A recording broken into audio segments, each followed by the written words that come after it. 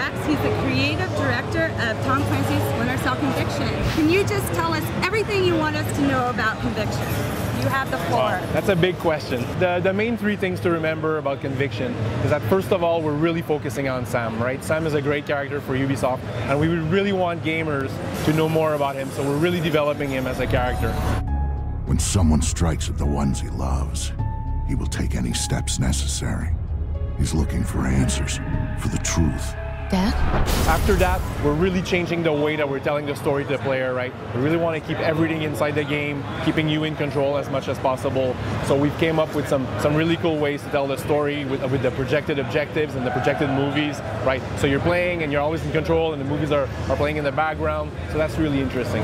And finally, obviously, we're changing the way that our gameplay works, right? Usually stealth games, they're a bit slower paced, and stealth is kind of forced on the player, so we want to change that. We want to flip that upside down. And what we want to do is we want to make stealth something that's sexy, that's appealing, that's a bit more dynamic. So that when you're playing, you don't run away because you're weak and you're afraid to die. You run away because you want to reposition and better, attack the situation. I love that. I'm a run and gun girl by heart, so that's really appealing to me.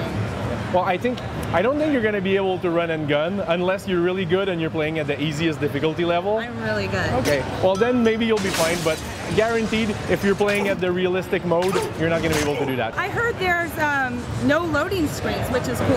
Well, the idea is really to keep you immersed in the game as much as possible, right? What we're doing is we want to do seamless transitions between our environments. So we're showing you where you're going, we're keeping, to tell you the story in real time. Well, that sounds really exciting. I can't wait to play it. One more question for you. I heard something about goggles. Can you tell me anything about goggles? Well, last night we did a presentation, and what I'm allowed to say is that the goggles are back. Obviously, Sam is going to have his goggles in Conviction, but for right now, I can't say exactly how they're going to work. But you can imagine, right, with Mark and Execute, with all our features, how useful and cool it's going to be. I love the goggles.